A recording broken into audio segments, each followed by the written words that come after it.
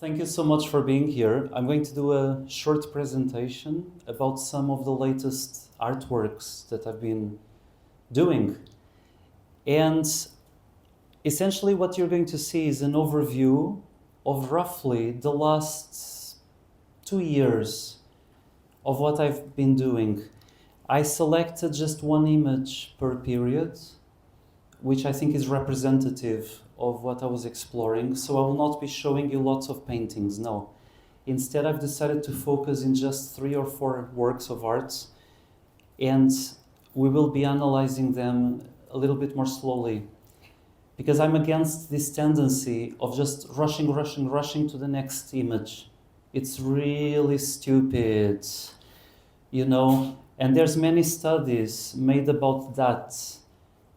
In the 1960s, in the 1970s, in the 1980s, museums had secret cameras that would detect for how long the public would look at a painting.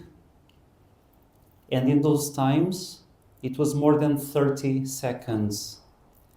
Now, less than 5. And I find this shocking. What do you think gives the right for the public to only spend 5 seconds looking at something that maybe took an artist months to produce? All right? So this is something that we must be aware of. And because of that reason, I've decided to only focus in a few selected images. So this whole adventure started when I became the resident artist at Portugal's National Museum of Contemporary Art.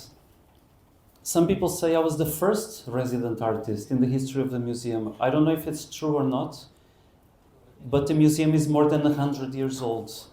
So I don't know. Let's see.